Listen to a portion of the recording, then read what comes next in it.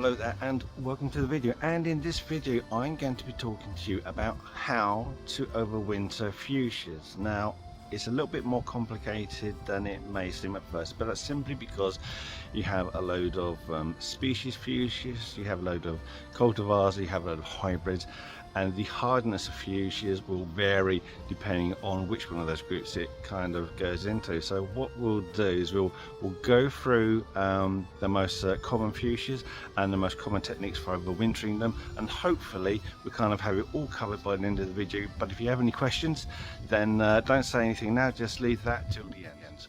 So let's go and look at the first lot. Tom. So the first ones we're going to look at are the hardy fuchsias, and a lot of the hardy fuchsias are going to be hybrids. So we've got a few in the garden, so I'll show you those. First one is this one.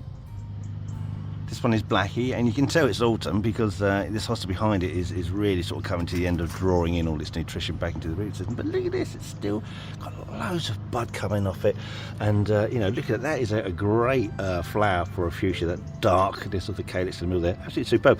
And although often used as a trading plant for hanging baskets, it's bulletproof hardy. We had this planted outside last year. It survived all those really cold nights where it got down to -7, -8, and look at it, absolutely wonderful.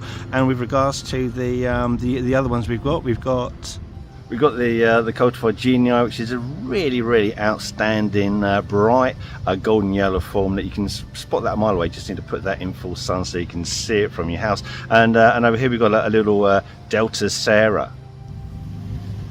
Now this Delta Sarah is sort of coming to the end of its season. It's starting to struggle a bit. Yeah, still got some flowers on it. I mean, that's very sweet, really, isn't it? I do quite like that. Again, fairly hardy. Oh, it's blown over a bit in the storms. Fairly hardy, and again, I expect that to put some good size on next year.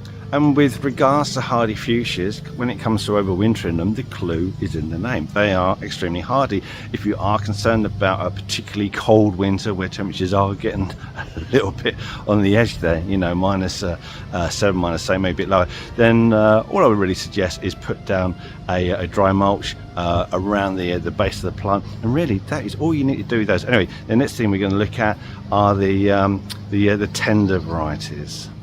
So this is a fuchsia from the Triphylla group. This is Thalia, and although we're like almost halfway through November, it's still giving a really good display of flowers. If you're not sure whether your fuchsia is tender or not, then all you need to do is just find out the name of it, check in the RHS website, and it'll tell you what the hardness is, so you'll know for sure. Anyway, this thing here, this really isn't going to take any kind of frost whatsoever. So with all these tender varieties, if you want to keep them, you're going to have to lift them and put them somewhere in a frost-free position. And because it really, you know, it is kind of evergreeny, you know, it doesn't really want to drop its leaves, but if you can keep it somewhere bright, somewhere above about 7-8 degrees, and this should be absolutely fine and ready to plant out in the spring. And it will look fantastic, because if you can maintain it for the following year, this will get to about 3 foot and be a superb specimen. So here we've got a species fuchsia. This is imaginatively called Fuchsia boliviana, or the Bolivian fuchsia, and it's sort of on the cusp. This one is, as I said, it's a species. It's not a hybrid. It doesn't have hybrid vigor. It's not a cultivar, so it could be either good or bad for maintaining its integrity over winter. So this one, it's known to go down to about -2, and a lot of people on the south coast say, we'll just leave them. They just leave them out. They don't worry about it too much. But for me, I want this to survive and thrive in the spring. So what I'm going to do is I'm going to put some winter protection on this. So come the winter, I'm going to put a dry mulch at the base here, because fuchsias, as you know, they are considered to be a subshrub, which means that it has both herbaceous and shrubby characteristics. And part of the herbaceous characteristics is that so long as the roots are intact and viable, it will grow from the base should the stems be damaged for whatever reason. Anyway, so what we're going to do with this one, we're going to like I say, put a dry mulch on here. I'm going to use bark chips, like mini bark chips, but you can use a sand or a grit, something that maintains air gaps within it, so that it keeps the cold off the hard frost penetrating into the ground. And the other thing we're going to do is I'm going to put a bag on that, and I'm going to show you how I do that right now. So to start with, what I'm going to use to put like some winter protection on it that also allows air to come through, so don't get a build-up of condensation and therefore like problems with humidity, and also keep some of the water off the base. You know, keep the base for a little bit dry. So things that I need some ground hooks, need some cable ties, I need some sort of like canes. I mean, these are metal ones, but I like these. Also, I need my big bag. So let's get to it. Okay, now the first thing I do is put is a taller cane in the middle, and the reason for that will come clear later on. So I'm going to put that first one in now, make sure that's secure. Then I'm going to put 4 around that to be the corners, or to support the corners of the bag. Right.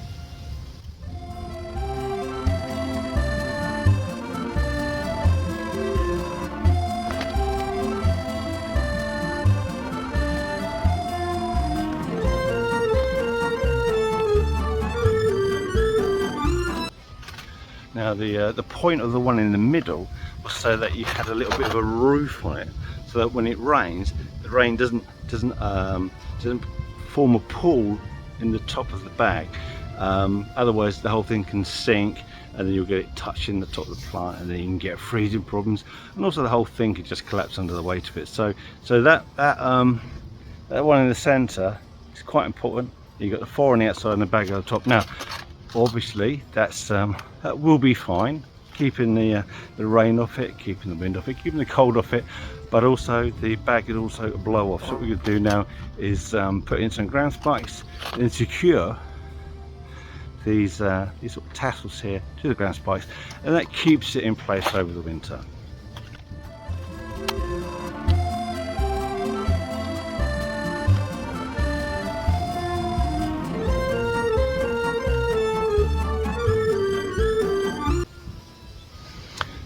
So there you have it. You have a sort of rain protected, cold protected, but still allows like movement of air underneath it, so any humidity condensation can sort of help it evaporate. And that's how I would suggest, at least that's how I would do it.